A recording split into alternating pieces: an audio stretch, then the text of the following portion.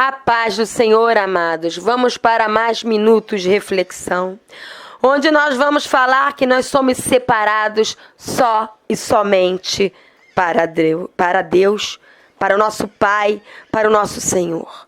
Gálatas capítulo 1, versículo 15 a 17 diz assim. Gálatas capítulo 1, versículo 15 a 17. Quando, porém, ao que me separou antes de eu nascer e me chamou pela sua graça, aprouve revelar seu Filho em mim, para que eu pregasse entre os gentios, sem detença, não consultei carne e sangue, nem subi a Jerusalém para os que já eram apóstolos antes de mim, mas parti para as regiões da Arábia e voltei outra vez para Damasco. Amados, nós não somos separados por homens. Você pode receber uma ordenação com óleo ungido através de homens. Mas o ministério que você tem em Deus, foi Deus que deu. Você é separado por Deus, você é ideia de Deus. O ministério que Deus te deu foi ideia de Deus e não de homens. Logo, se você foi separado para ser pastor ou pastora, para ser evangelista, para ser mestre, para ser profeta, para ser presbítero, diácono, para ser obreiro, para servir com socorro, para ministério com crianças, para o ministério de louvor e adoração, para o ministério de estar cuidando e zelando pelo espaço físico onde a igreja se reúne, pelo ministério de estar visitando irmãos, orando por enfermos. Não importa o ministério que Deus te deu, porque não existe ministério maior ou melhor. Todos têm honra. Se todos fossem mão, o que seria do pé? Se todos fossem pescoço, o que seria do tórax? Todo o corpo tem importância igual diante de Deus. Então não importa qual o ministério que você exerça para edificar e abençoar o corpo de Cristo, para edificar e abençoar vidas, todos têm importância diante de Deus e todos foram chamados e separados por Deus e não por homens. Deus nos separa desde o ventre materno, que fala, o apóstolo Paulo fala que ele foi separado antes mesmo de nascer. Isso não é privilégio do apóstolo Paulo.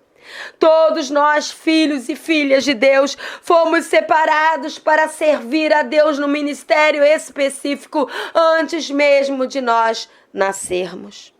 Deus nos separa para fazer a vontade dele, a despeito do consentimento de homens ou de uma religião ou de uma denominação. Eu não estou pregando a rebeldia.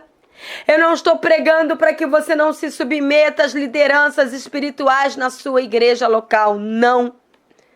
Eu não estou dizendo que você venha ser insubmisso às autoridades espirituais colocadas por Deus. Não. Mas deve haver um bom senso, um equilíbrio entre a submissão e a escravidão. Submissão deve ter respaldo na palavra de Deus, reconhecendo que o ensino e as direções que o líder espiritual está trazendo deve estar totalmente de acordo com a Bíblia, a palavra de Deus, sem distorções. Muitos líderes estão distorcendo a palavra de Deus por causa de suas próprias conveniências e interesses pessoais.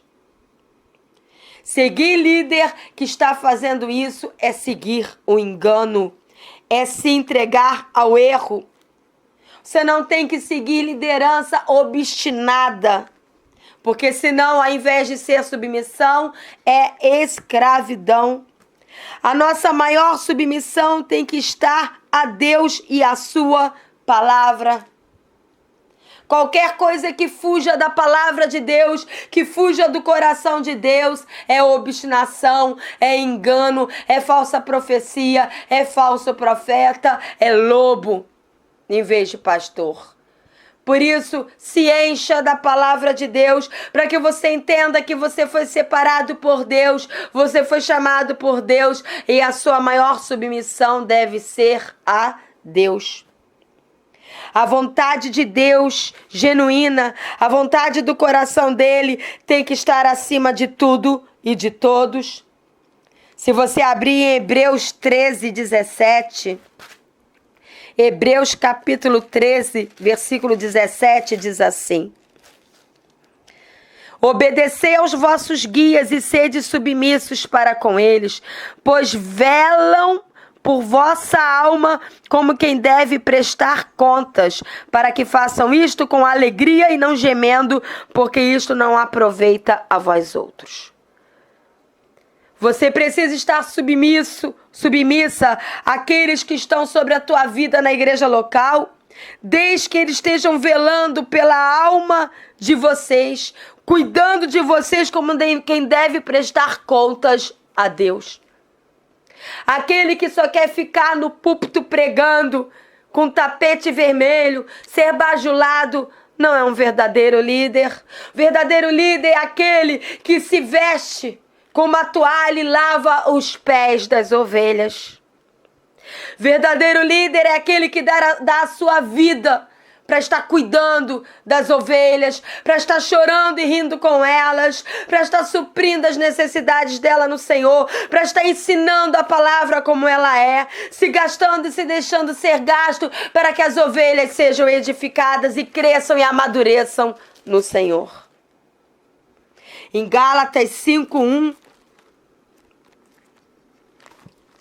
Gálatas capítulo 5, versículo 1 diz assim: para a liberdade foi que Cristo nos libertou.